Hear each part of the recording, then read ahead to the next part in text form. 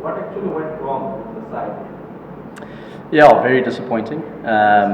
We certainly hold high standards for ourselves and have been training that way. I think Bangladesh are playing really good cricket at the moment as well in their home conditions.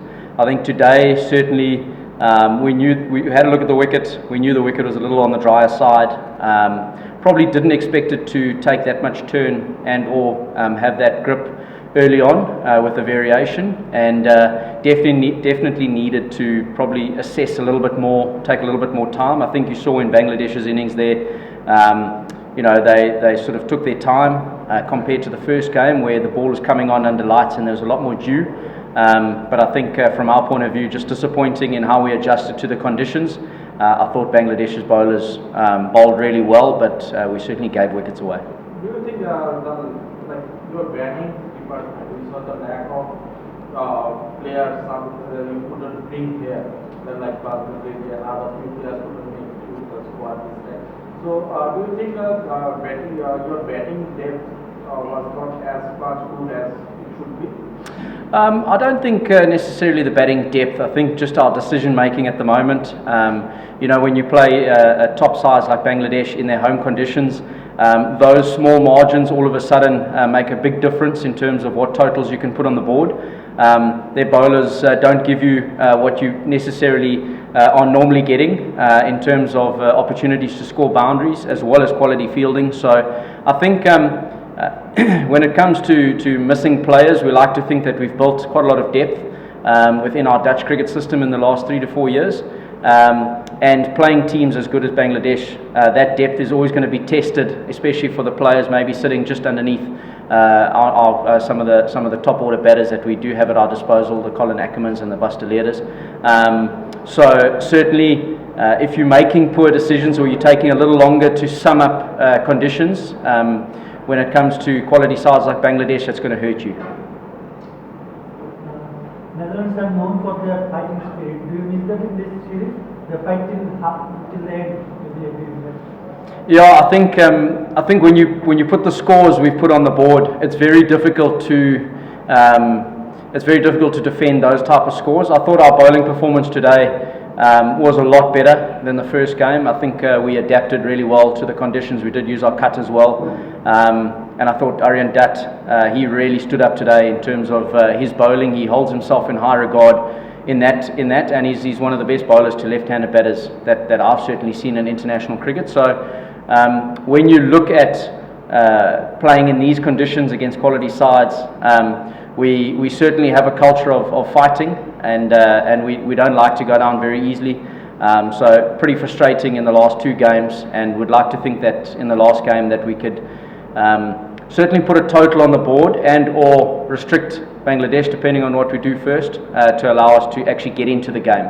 I think in both games that we've played, we've not necessarily got into the game well enough, and that's always put us on the back foot, certainly in the power play and going forward.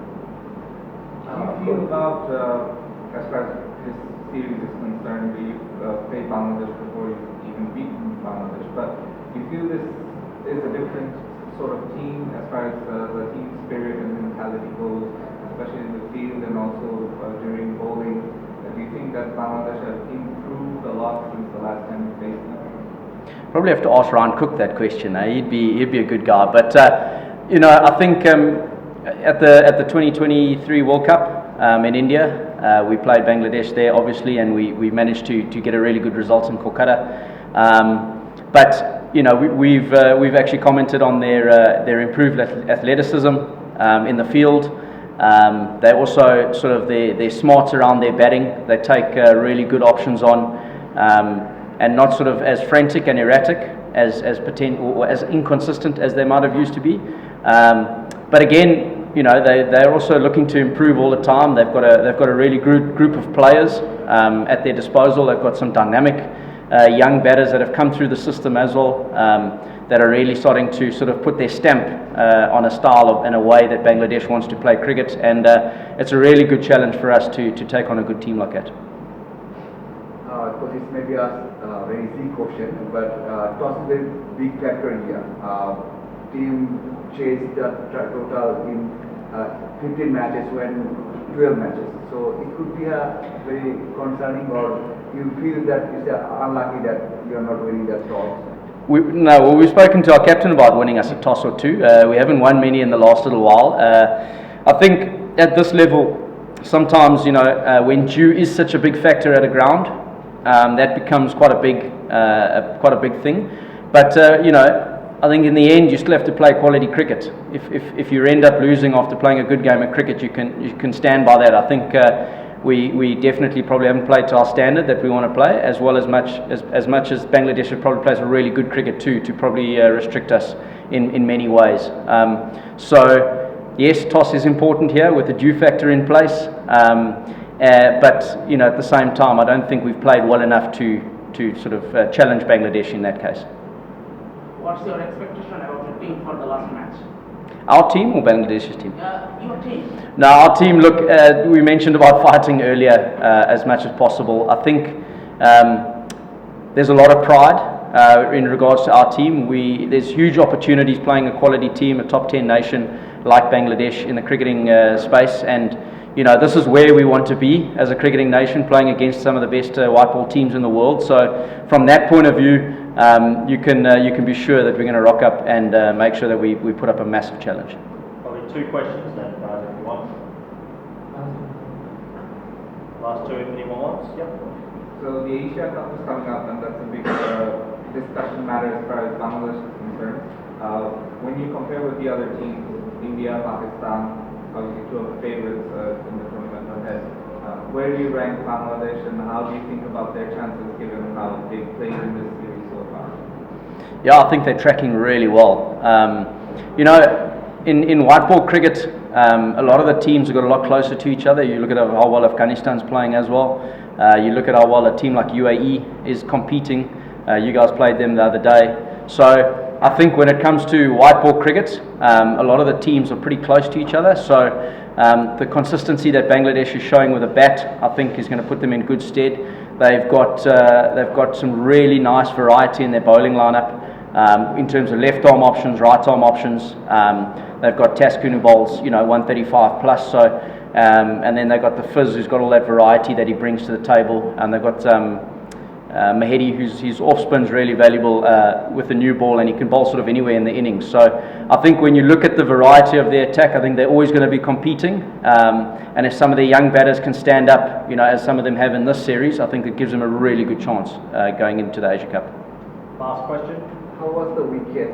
Especially some balls was not bounced like expected. Do you think there was change in according to first match, the wicket was? Definitely. First game, really good cricket wicket. 140 wasn't enough. We were probably about 45, 50 runs short on that good surface.